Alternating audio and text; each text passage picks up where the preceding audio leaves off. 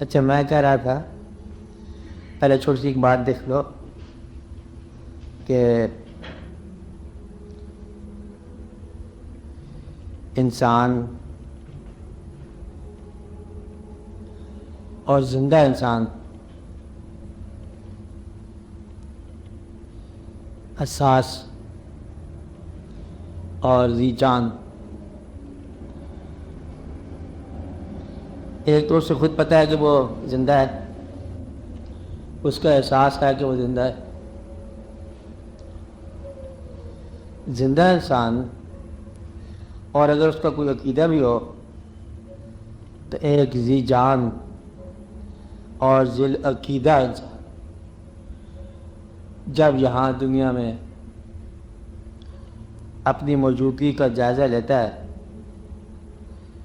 تو وہ کسی نہ کسی طریقے سے اپنے آپ کو اپنے گرد و پیش کی کائنات سے متعلق سمجھتا ہے، اور اگر تعلق نہ ہو تو زندہ نہیں سمجھتا اپنے آپ کو۔ تو پھر اس تعلق کو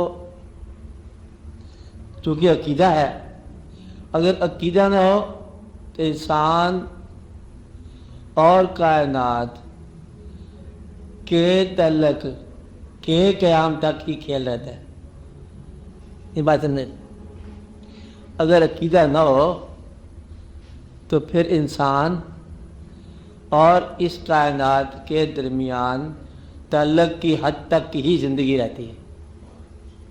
اب بڑی یہ ضروری بات ہے، اس پہ غور کر لینا کہ یہ کائنات اور اس کے شب و روز اور اس کے موسم، اس میں ہونے والے واقعات، بس یہی تک ہی انسان رہتا ہے۔ عقیدہ نہ ہو تو انسان فطرت کی رنگینیوں اور نارنگیوں تک ہی سمجھ سکتا ہے، اپنے آپ کو بھی اور اپنی زندگی کو بھی اور اپنی گرد و پیش کو بھی۔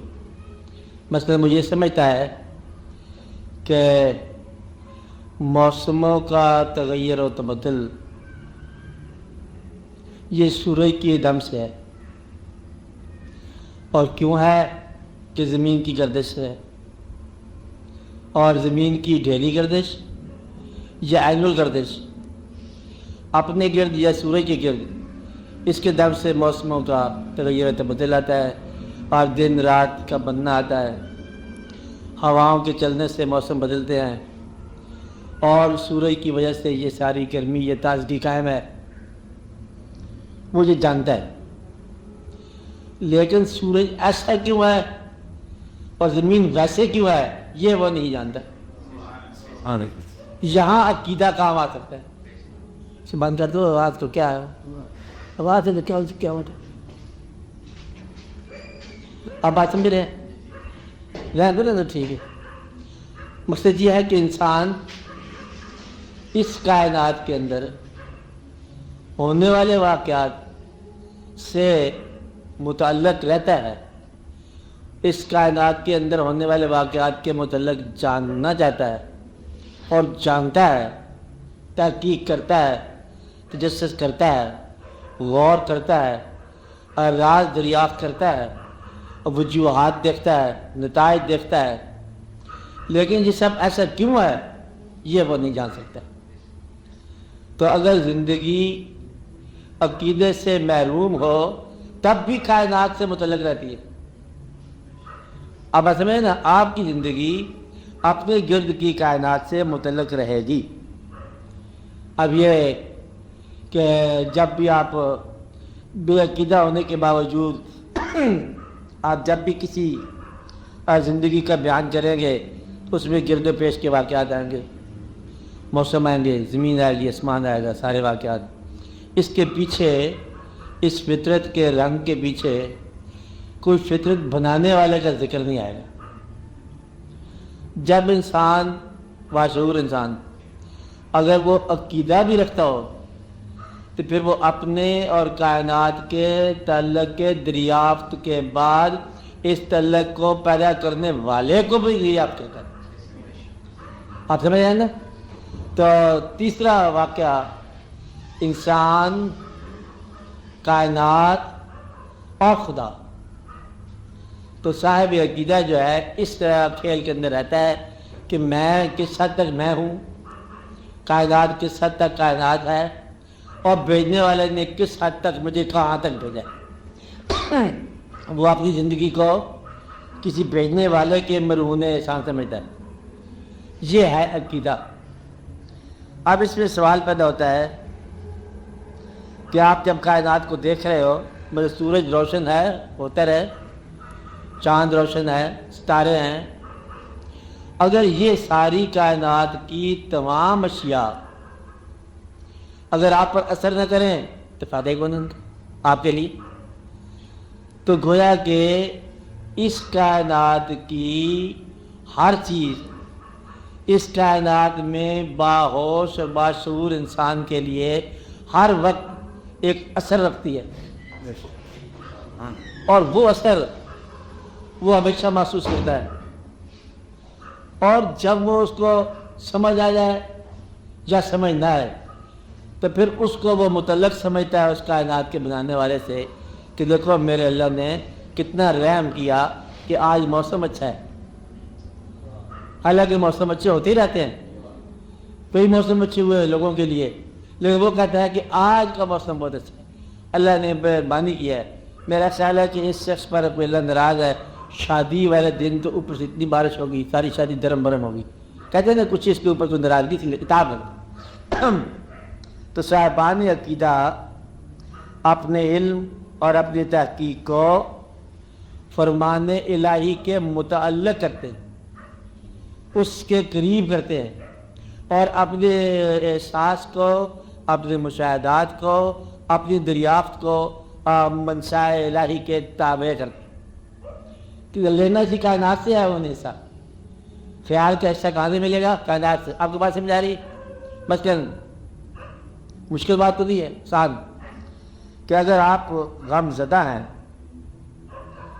فرض کرو، تو یہ غم اسی کائنات سے ملا ہے. آپ پیدائش میں تو نہیں لائے تھے غم. ایک کائنات مطلب انسانوں، اشیاء، احوال اور زمین اور آسمان اور گردش اور زمانے سے ملا ہے نا. غم اور تو کہیں سے نہیں ملا. رشتہ داریاں، کوئی دور دراز کا بندہ اتفاق سے آگے پیچھے ہو گیا، آپ کا غم بن گیا. کسی اور جگہ سے کوئی خبر آ گئی، غم آ گیا. تو یہ غم جو آپ کو ملا اسی کائنات سے آپ کو ملا، اور کائنات آپ کو غم زدہ کر رہی ہے. اور کبھی آپ کو یہ کائنات خوش کر رہی ہے، خوشی کی خبر آ گئی بیٹھے بیٹھے، وہ جی مبارک ہو. کیا ہو گیا؟ کہتے مبارک ہو، میں چاند ہو گئے. مطلب اچانک ہی چاند ہو جاتا ہے، خوشی مل جاتی ہے. پھر جو اہل عقیدہ ہیں وہ کہتے ہیں کہ غم آ گیا، کہتے ہیں انا للہ و انا الیہ راجعون. خوشی آ گئی تو کہتے ہیں الحمدللہ، خوشی مل گئی. عید آ گئی، خوشی مل گئی. تو گویا کہ یہ کائنات آپ کی باطنی اور ظاہری زندگی کی پرورش کرتی ہے. توانائی یہاں سے ملے گی، خوراک، احساس یہاں سے ملے گا، غم یہاں سے ملے گا، خیر سے خوشی یہاں سے ملے گی. اور جتنے بھی آپ کے ظاہری باطنی گواہ ہیں سارے کے سارے یہیں سے تربیت پائیں گے، اور یہاں ہی آپ کی زندگی مکمل ہوگی. اور جو لوگ تو عقیدے سے بغیر ہیں اور وہ پھر ان کو کائنات ایک دن ختم کر دے گی. کہتے ہیں کہ کرتے سے روزگار ختم کر گئی اور وہ آدمی چلا گیا سفر میں روانہ ہو گیا، اور اسے کچھ نہیں پتا کہ سارے آتے ہیں سارے چلے جاتے ہیں. اور عقیدے والے کہتے ہیں کہ یہ زندگی آپ غور کرو کہ میں نے کیا بنا کے رکھا تمہارے لیے. پھر وہ جب غور کرتے ہیں تو پھر وہ کہتے ہیں ربنا ما خلقت ھذا باطلا، میرے رب یہ جو کچھ تو نے بنایا ہے یہ عین حقیقت ہے، یہ باطل نہیں ہے. تو گویا کہ اسی کائنات سے آپ نے اپنا احساس، اپنی زندگی، اپنا غم، اپنی خوشی اسی کائنات کے مشاہدات سے حاصل کرنی۔ عقیدہ آپ نے یہاں سے حاصل نہیں کرنا، عقیدہ آپ کو دین نے دے دیا۔ عقیدہ تحقیق سے نہیں ملنا، عقیدہ یہ تسلیم سے ملا ہے۔ تو یہ ایک حصہ ہے بات کا۔ آپ بات سمجھ گئے کہ انسان جیسا بھی ہے، جتنا بھی ڈیولپڈ ہے، اس کی ڈیولپمنٹ، اس کا ظاہر، اس کا باطن، اس کا مشاہدہ، اس کا کائنات، اس کی یاد، اس کا ماضی، اس کا مستقبل، اس کے غم، خوشی، اظہار جو بھی ہے، سارا کائنات کا احسان ہے۔ اور وہ کچھ بھی نہیں کیا انسان نے، صرف بیٹھے رہو تو آپ پرورش پاتے رہتے ہیں۔ کمال کی بات، آپ خالی بیٹھے ہیں اور پرورش پا رہے ہیں، خالی بیٹھے ہیں ذہن ڈیولپ ہو رہا ہے، خالی بیٹھے ہیں نظارے آپ کے سامنے سے گزر گئے، میلہ دیکھ لیا گھر بیٹھ کر۔ یعنی کہ خالی اپنی جگہ پر قائم رہنے سے غم اور خوشی کی وافر مقدار میں خوراک مل جاتی ہے۔ آپ کی زندگی محفوظ ہے، تو محفوظ لگا دو، تالا لگا دو، بے شک ڈیفینس کر دو، تو باہر سے خبر آ جائے گی غم کی۔ دوست تو محفوظ نہیں ہے نا، رشتہ دار تو محفوظ نہیں ہے نا، پر چلو آپ محفوظ ہی ہو گئے۔ وہ ایک کہانی آپ کو یاد ہوگی کہ اگر کسی کو دعا مل جائے یا بد دعا مل جائے کہ اس کی زندگی اب تیری ہمیشہ رہنے والی زندگی ہو گئی، تو کچھ عرصے کے بعد وہ چیخنے لگائے گا، پہلے اولاد مر جائے گی، اس کی زندگی اب بھی ہوگی نا، ماں باپ مر گئے، اولاد مر گئے، حتیٰ کہ واقف سارے ختم ہو گئے۔ وہ کہیں گے میں کہاں پر پھنس گیا اجنبی دیش میں، تو لازوال زندگی بھی لازوال غم کا باعث بن جائے انسان کے لیے۔ تو اللہ کی یہ مہربانی ہے کہ آپ کی فانی زندگی فانی غم دیے فانی ہو کے چپکے سے رخصت ہو جاؤ، کیونکہ اگر آپ کو باقی بنا دیا جائے تو اتنا غم آپ سمیٹ ہی نہیں سکتے، اتنی یادیں آپ سمیٹ ہی نہیں سکتے، اور آپ تیسرے دن استعفیٰ دے دو گے، اور اتنا بڑھاپا بتدریج استغفر اللہ، یعنی کہ کچھ سال کے بعد 50-60 سال کے بعد تو انسان ویسے ہی کہتا ہے کہ پیکٹ ڈلیور ہو جائے آئندہ چپکے سے۔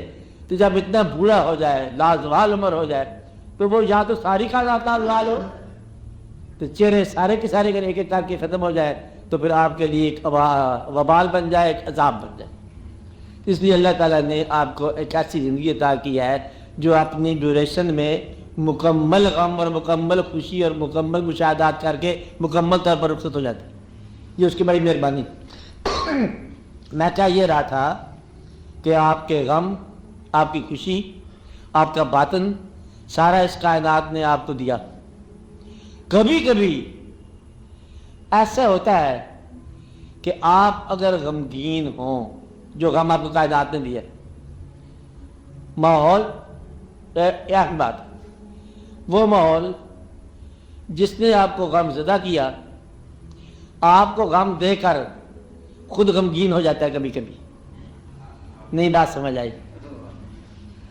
غم دینے کے بعد غم دینے والا بھی غمگین ہو جاتا ہے، اور پھر اس طرح آپ کا غم جو ہے نا وہ پرورش پاتا ہے کہ غم دینے والی شے غم دینے کے بعد خود غم زدہ ہے۔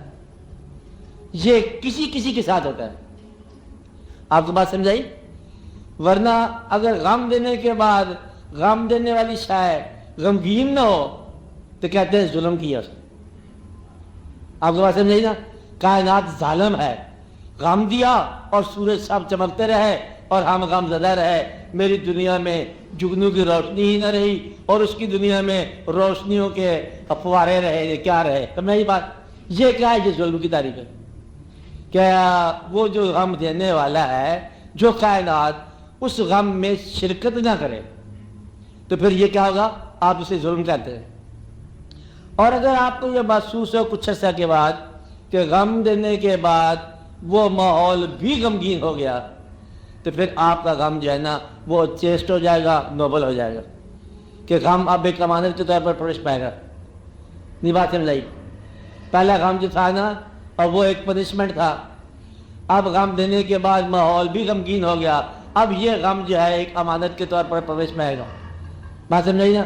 تو غم دینے والی جو کائنات ہے کبھی کبھی آپ کے غم میں خود بھی غم زدہ ہو جاتی ہے، یا آپ کے احساس میں غم زدہ ہو جاتی ہے۔ اگر آپ کے احساس میں یہ کائنات غمگین ہو جائے آپ کو غم دینے کے بعد، تو آپ کا ریلیشن کائنات سے ہو گیا. بات نہیں نا؟